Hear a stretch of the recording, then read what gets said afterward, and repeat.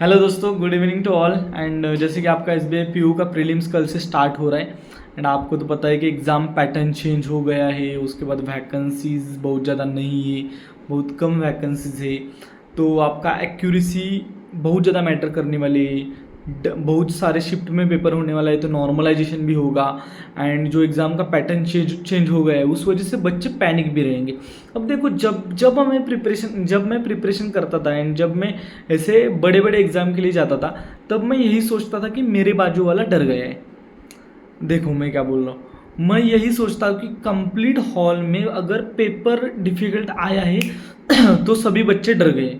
And जब सब डर गए, उस टाइम पे अगर मैंने पेशेंस के साथ अच्छे से इस पेपर को मॉडरेट भी अटेम्प्ट किया, यानी कि मैक्सिमम अटेम्प्ट से ज़्यादा एक मॉडरेट अटेम्प्ट जो होता है उतना भी किया, तो भी मैं बहुत सारे बच्चों के आगे बढ़ने वाला हूँ। और एक कॉम्पिटिटिव एग्ज़ाम है, कॉम्पिटिटिव एग्ज़ाम में आपको कंपटीशन के आगे जाना है, और कंपटीशन के आगे जाने के लिए उनसे अलग सोचना पड़ेगा।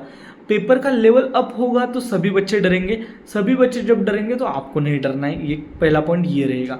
एंड उसके बाद अब देखो, तीनों सब्जेक्ट के बारे में बोलो। इंग्लिश का वेटेज बढ़ गया है, तो इंग्लिश में एक्यूरेसी आपकी इंपॉर्टेंट है। जितना आता है उतना ही करना है, टाइम कम है और क्वेश्चन ज़्यादा है।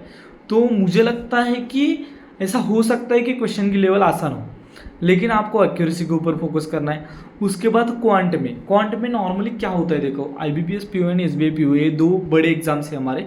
उसमें क्या होता है, क्वांट में बच्चे एक्स्ट्रा करने के चक्कर में जाते हैं, लेकिन क्वांट उतना ही करना है जितना, यानी कि डुएबल, इतने ज़्यादा आसानी से करने वाले क्वेश्चन नहीं होते।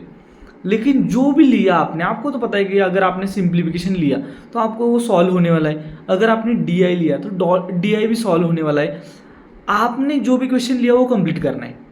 यहाँ मैं क्या बोल रहा हूँ, ज़्यादा भागना नहीं है। जो भागेगा, मैंने देखा था कि IBPS PO का पेपर, जैसे कि वो 20 to 22 मार्क्स जिसने किया वो प्रीलिम्स पास हो गया था।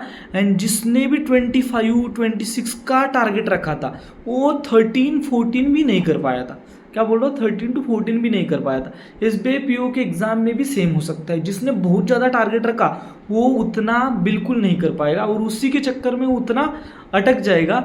और एक बार अगर आप एक DI में या एक रॉन्ग नंबर सीरीज में अटक गए तो आपका कंप्लीट पेपर खराब हो सकता है, ये वाली चीज़। उसके बाद पजल जैसे कि एक या दो पजल छोड़ने वाली होंगी, एक या दो पजल करने वाली होंगी। एक पजल तो बहुत गंदा आएगा ही आएगा। जैसे कि आपके सामने समझो कि आया फ्लैट एंड फ्लोर वाला पजल, तो फ्लैट एंड फ्लोर वाला पजल आपको पहले छोड़ना है।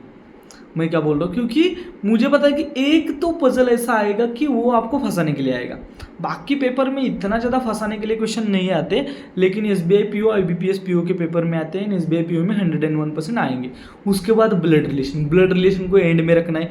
ब्लड रिलेशन आपका पेपर खा जाता है भाई, तो ब्लड रिलेशन को प्लीज़, आपको ब्लड रिलेशन को एंड में रखना है। एंड यही आपको बताऊंगा कि आपके एग्ज़ाम हॉल में जाने के बाद जो पहले लास्ट के 5 मिनट होते हैं, जब आपका हैंड रिटन डिक्लेरेशन वाला सेशन आता है, वो हैंड रिटन डिक्लेरेशन करने के बाद, लिखने के बाद 5 मिनट जो शांति से बैठना है, उस टाइम पे यही आप खुद के साथ डिस्कशन करना है कि मैं मेरा 101% दूंगा। उसके बाद जहाँ भी स्टक हो जाऊंगा, ऐसा लग रहा है कि ये पजल नहीं हो रहा है, तो वो छोड़कर आगे बढ़ूंगा।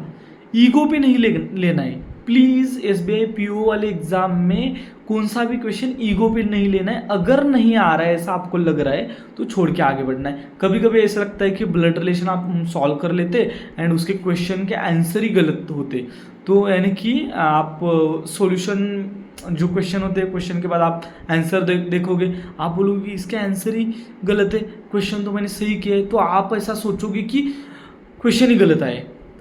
ऑफिसर लेवल एग्जाम में और बैंकिंग के कौन से भी एग्जाम में एक भी क्वेश्चन गलत नहीं आता। मैंने जितने एग्जाम दिए उसमें देखा है कि क्वेश्चन गलत मुश्किल से हो सकता है एक, उसके चांसेस 0.001% बोल सकते हो, लेकिन आपको लगता है कि क्वेश्चन गलत है, ऐसा नहीं होता। तो प्लीज़, बहुत ज़्यादा डिफिकल्ट लेवल क्वेश्चन है, उनको ड्रॉप करना है। अगर आपको लग रहा है कि इसमें आप स्टक हो रहे हो, वो छोड़कर आपको आगे बढ़ना है। एंड जो 5 मिनट है उसमें यही डिस्कशन करना है खुद के साथ, खुद के साथ बात करनी है कि छोड़कर ईगो पे कौन सा भी क्वेश्चन नहीं लेना है, अगर नहीं आता तो छोड़कर आगे जाना है।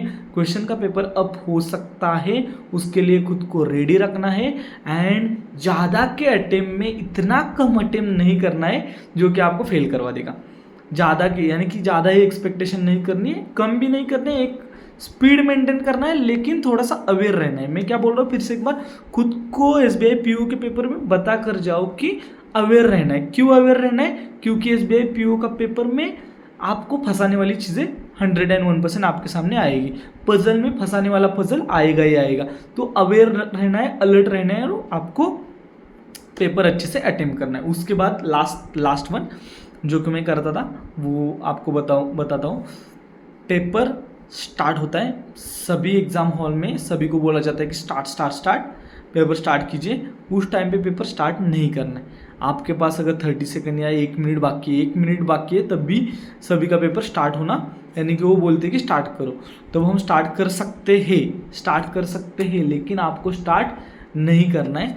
सभी शांत होने के बाद, सभी ने अपना अपना पेपर स्टार्ट करने के बाद खुद का टाइम लेकर 10 सेकंड 15 सेकंड जब बाकी हैं खुद से बात करने की, यस मैं रेडी हूँ एंड 1 2 3 एंड गो, एंड आपको पेपर स्टार्ट करना है। क्योंकि पहला 1 मिनट भी आपको वेस्ट नहीं करना है। उस टाइम में सभी जब बड़बड़ करते हैं ना, उस टाइम पे आपका थोड़ा सा यानी कि फोकस नहीं होता, इसलिए सभी शांत होने के बाद आपको पेपर स्टार्ट करना है। इतना ही बताऊंगा आपके लिए बस। And all the very best to all.